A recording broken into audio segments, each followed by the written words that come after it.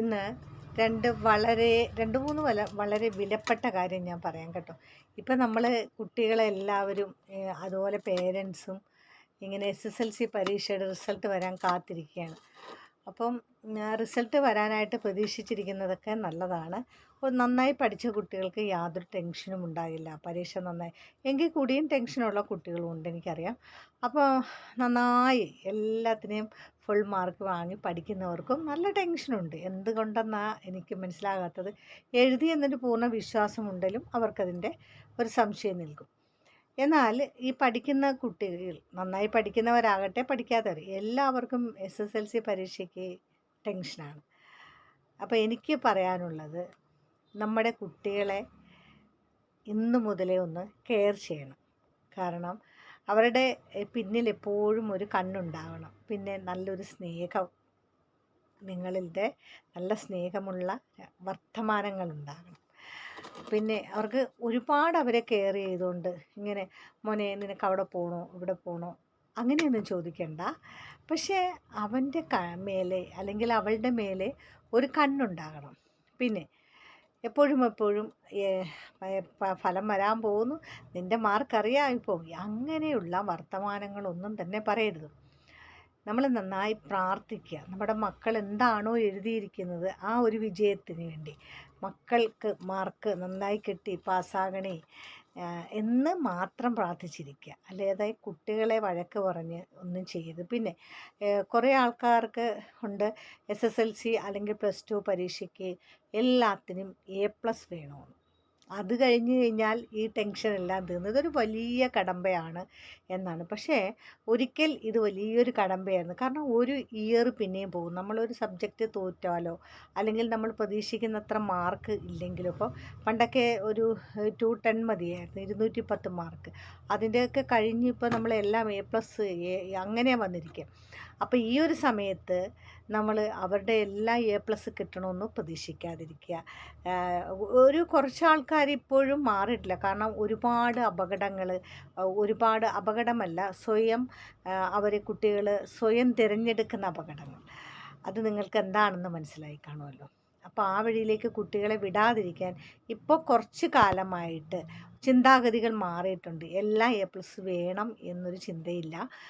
കുറച്ച് പിന്നെ അവന് അടുത്ത സ്റ്റെപ്പിലേക്ക് പോകാനുള്ള ആ ഒരു കറക്റ്റ് മാർക്ക് കിട്ടിയാൽ മതി എന്നൊരു ചിന്താഗതിയിലേക്ക് കുറേ വിഭാഗം വന്നിട്ടുണ്ട്. എങ്കിലും ചിലരൊക്കെ ഇപ്പോഴും ആ ഒരു സ്റ്റാൻഡിൽ തന്നെ നിൽക്കുന്നവരാണ്. സത്യത്തിൽ അത് വെറുതെ ഒരു മണ്ടത്തരമല്ലേ?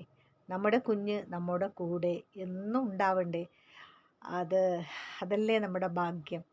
അപ്പം അവനൊരുപാട് പഠിക്കാൻ കഴിവില്ലാത്തവനാണെങ്കിൽ അല്ലെങ്കിൽ അവളാണെങ്കിൽ അവർക്ക് ഏത് വഴിയിലാണ് താല്പര്യം, പഠിത്തത്തിൽ നിന്ന് ഇപ്പം ഈ ഒരു സബ്ജക്റ്റ് ജയിച്ചു കുറച്ച് മാർക്കേ ഉള്ളപ്പോൾ അവർക്ക് എന്തിലോട്ട് പോകണം, അത് അവരുടെ ചോയ്സിലേക്ക് വിട്ടിട്ട് അവരോടൊപ്പം നിൽക്കുന്നതല്ലേ നല്ലത്.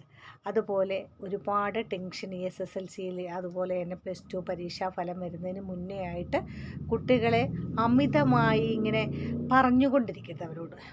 മാർക്ക് വരാറായി, റിസൾട്ട് വരാറായി, ഇപ്പം നിൻ്റെ എല്ലാം അറിയാൻ പറ്റും, നിനക്ക് ഫോൺ വേണോ അല്ലെങ്കിൽ മറ്റെന്തെങ്കിലും വാഗ്ദാനങ്ങളൊക്കെ കൊടുത്തിട്ടുണ്ടെങ്കിൽ അതൊക്കെ കിട്ടുമെന്ന് അറിയാം, അങ്ങനെയൊന്നും പറയാൻ പാടില്ല.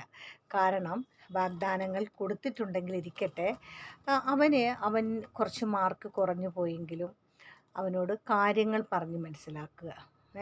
നിനക്കിപ്പം ഫോണ് അമ്മ വാങ്ങിത്തരാം, പെട്ടെന്ന് എക്സാമാണ്, ആ എക്സാം ഒന്ന് പാസ്സായി വരും. കാരണം സഡൻലി മാർക്ക് കുറഞ്ഞ കുട്ടികൾ, തോറ്റ കുട്ടികൾക്ക് ഉടൻ തന്നെ ആ ഒരു ഇയർ പോകാതിരിക്കാൻ ഭരണസമിതി കണ്ടുവച്ചിരിക്കുന്നതാണ് ഉടൻ തന്നെ എക്സാം എന്നതല്ലേ. അപ്പോൾ പിന്നെ എന്തിന് കുട്ടികളെ ടെൻഷൻ എടുപ്പിക്കണം? സാവകാശം അവരോട് കാര്യങ്ങൾ പറഞ്ഞ് മനസ്സിലാക്കി അടുത്ത എക്സാമിന് വേണ്ടിയിട്ടുള്ള തയ്യാറെടുപ്പ് അവരുടെ മനസ്സിനെ നല്ല പ്ലസൻ്റാക്കി വിടുക. ഓക്കെ, അതാണ് ചെയ്യാനുള്ളത്. അപ്പോൾ നമ്മൾ കുട്ടികളെ എപ്പോഴും ഒരു കണ്ണ് വേണം. മാർക്ക് വരുന്നതിന് മുമ്പ് തന്നെ അവരോടായിട്ട് സംസാരിക്കരുതും, അവരിരിക്കെ തന്നെ മറ്റാരോടെങ്കിലും പറയുന്ന രീതിയിൽ കുഴപ്പമില്ല, മാർക്ക് ഇപ്പോൾ അവൻ അത്യാവശ്യം പഠിച്ചിട്ടുണ്ട്, നമുക്കറിയാമല്ലോ, പിന്നെ മറ്റാരോടെങ്കിലും നിങ്ങൾ നിങ്ങളുടെ പേരൻസിനോടോ അല്ലെങ്കിൽ നിങ്ങളുടെ ഫ്രണ്ട്സിനോടോ അല്ലെങ്കിൽ ചേച്ചി ചേട്ടനൊക്കെ ഉണ്ട്, ബ്രദേഴ്സൊക്കെ ഉണ്ട്, അവരോട് പറയുന്ന രീതിയിൽ അല്ലെങ്കിൽ നിങ്ങളുടെ കുഞ്ഞിൻ്റെ കൂട്ടുകാരൻ്റെ അമ്മയോടൊക്കെ പറയുന്ന രീതിയിൽ ഇങ്ങനെ ഫോണിൽ അവൻ കേൾക്കെ പറയും. ഒരുപാട് നേരം പറയരുത്, അപ്പോൾ അവനത് ഡൗട്ടടിക്കും. അപ്പോൾ കുറച്ച് പറയുക. കുഴപ്പമില്ല, ഞാൻ അടുത്ത സ്റ്റെപ്പിലേക്കൊരു മാർക്ക് അതൊക്കെ ഞാൻ പ്രതീക്ഷിക്കുന്നുള്ളൂ. ഇനിയിപ്പോൾ അങ്ങനെ ഒരു പക്ഷേ മാർക്ക് കുറഞ്ഞാലും ഇനിയിപ്പോൾ ഉടൻ തന്നെ ഒരെണ്ണം നമുക്ക് ഇങ്ങനെ വെച്ചിട്ടുണ്ടല്ലോ, പെട്ടെന്ന് തന്നെ എഴുതാനായിട്ട് ഉള്ളൊരു ഓപ്ഷൻ ഉണ്ടല്ലോ. അപ്പോൾ അതുകൊണ്ട് എനിക്ക് ഭയമൊന്നുമില്ല എന്ന രീതിയിൽ പറയുക. ഒരുപാടിരുന്ന് അതും ഒക്കെയൊക്കെ പറയാൻ പാടില്ല. ഇത്രയും കാര്യങ്ങൾ സ്നേഹപൂർവ്വം നിങ്ങൾ സംസാരിക്കുകയാണെങ്കിൽ നമ്മുടെ കുട്ടികൾ എന്നും നമ്മോടൊപ്പം ഉണ്ടാവും.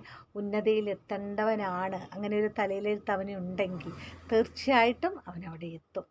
അത് പക്ഷേ നമ്മുടെ സപ്പോർട്ട് വേണം, നമ്മുടെ കരങ്ങളുടെ ആ ഒരു സപ്പോർട്ട്, പിന്നെ നമ്മുടെ വാക്കുകളുടെ സപ്പോർട്ട്, നമ്മുടെ സ്നേഹം കൊണ്ട് നെഞ്ചുകൊണ്ട് പൊതിയുന്ന ഒരു സപ്പോർട്ട്, ഇതൊക്കെ അവനാവശ്യമാണ്, അവൾക്കും ആവശ്യമാണ്.